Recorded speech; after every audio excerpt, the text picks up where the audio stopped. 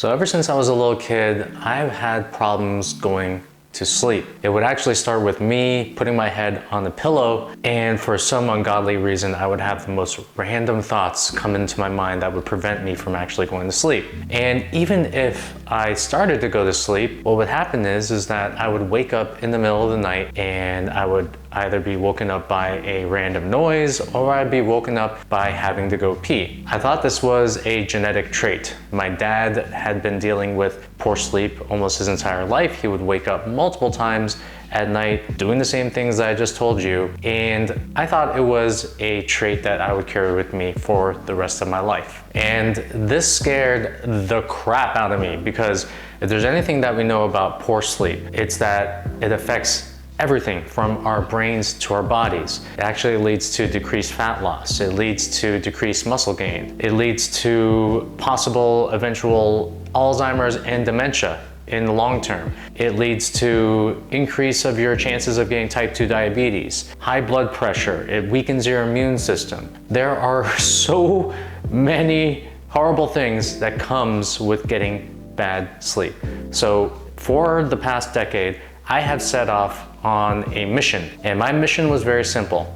How can I improve the quality of my sleep? So in this particular video, I want to share with you 5 gadgets that I have used that have significantly improved my sleep. This begs the question, can you buy your way to better sleep? My answer to that is yes. And here are the gadgets that I've used to greatly improve my sleep.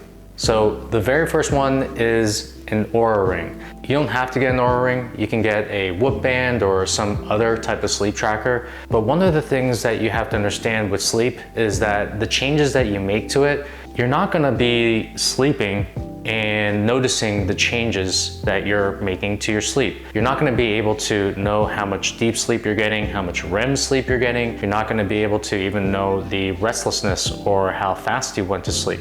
So one of the things that you wanna do is you wanna track what's going on with your sleep. And one of the best ways to do it is by using a sleep tracker like this Oura ring. And this has been critical for me because I have tried literally hundreds of things to improve the quality of my sleep. And one of the things that you have to understand is that sleep is one of the fastest ways to get biofeedback. And what I mean by that is that you can use a supplement or you can do something weird to your sleep, which I'm going to share a bit later on, and you can actually see what improves the quality of sleep or doesn't improve it, because sleep gives you instant feedback based on what you are doing before or even during the time that you're going to sleep. So when I first started using this Oura ring, my sleep was ranging anywhere between, I'd say 75 to the low 80s. If I got anywhere between 80, I would feel really good about myself, but that would be very rare. Ever since I started tracking my sleep using the Oura ring, I have again tested various things, and I've actually increased my average sleep score from anywhere between the mid 80s to the 90s.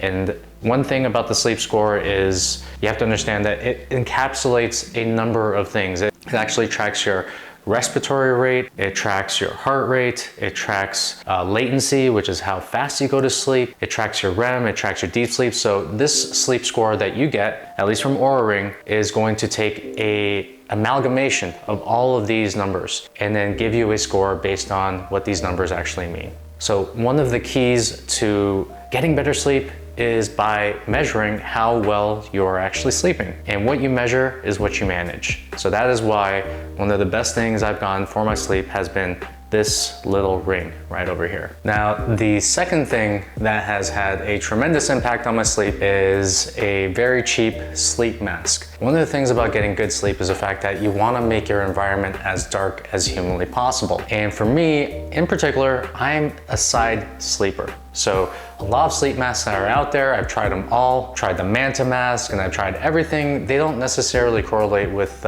being a side sleeper in the first place. So I found this really cheap one off of Amazon that's worked really well with me, and it helps me block out the light. Now, I say a sleep mask and not necessarily to black out your room. Yes, you should do that, but sometimes when you're traveling, you can't necessarily rely on the blinds that the hotel has or whatever. So that's why I bring something like this, and it helps me darken the leave room immediately. I'll leave a link for it in the description below. All right, this next one is one that is quite counterintuitive. So every single night I take tape like this and then I tape my mouth.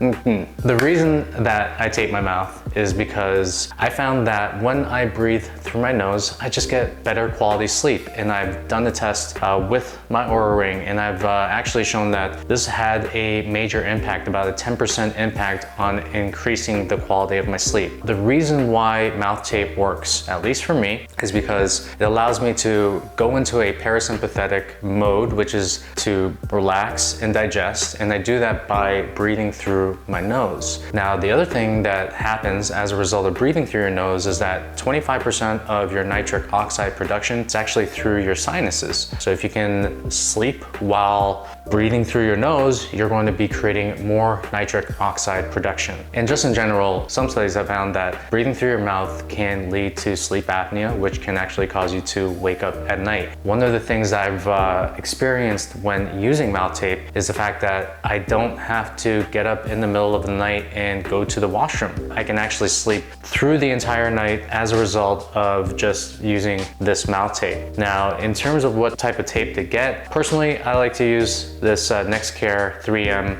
tape. It's super cheap. I've tried almost every single mouth tape that's out there. This is the one that works for me the best. And I've also done an entire video on the benefits and the drawbacks of mouth taping. This is not something that I would recommend for everybody. So I'm just gonna link to the actual video itself, and then you can check that out if you want. Now, the next thing that has made a tremendous impact on my sleep, a noise machine. So I'm gonna turn it on right here.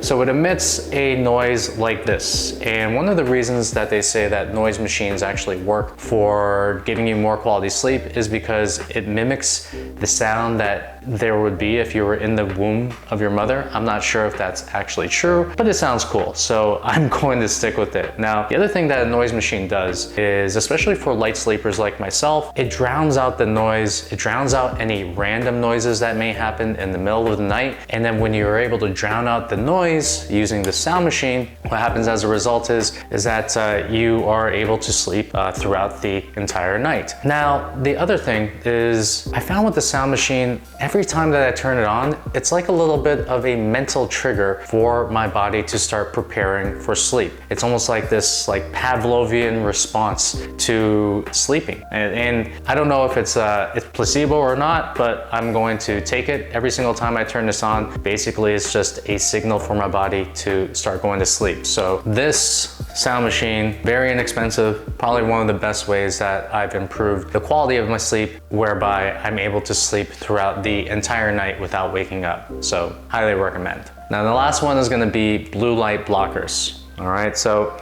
I put these on every single night, and I'm not the type of guy that's going to get away from screens completely or entirely. I am going to be looking at screens, either watching a show with my wife or with my daughter, and this allows me to block the blue light that usually comes as a result of screens. I've actually done a test with this with one of my clients, and this is actually a funny story where he would actually have a problem where he would go to sleep at 1 a.m., 2 a.m. at night. He would always consider himself to be a night owl, and he had a goal to start waking up early and start going to sleep early. So I just gave him a simple test. I actually told him to put these on around 5 p.m.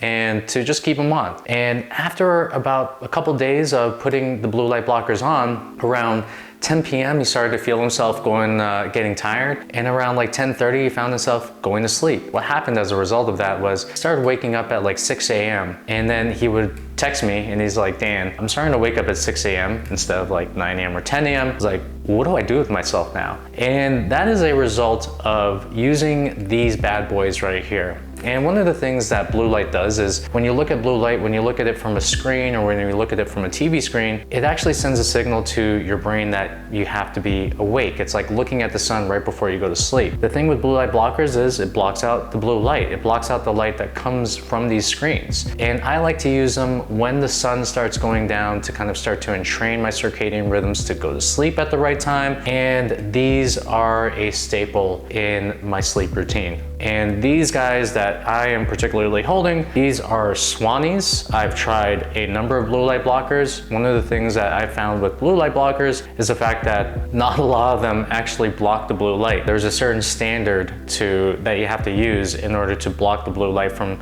coming into your eyes. I personally know the owner of Swannies. His name is James Swanick, and I'm going to say that I'm completely biased towards this product.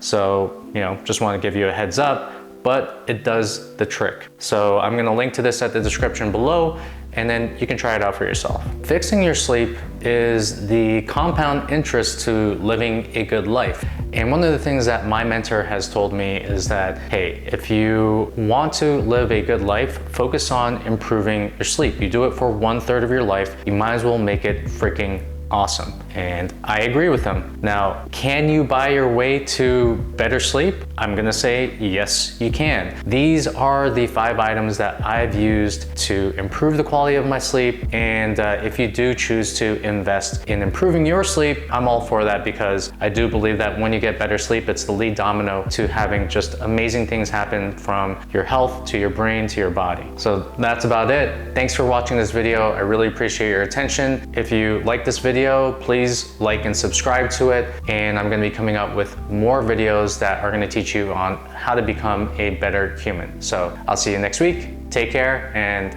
peace.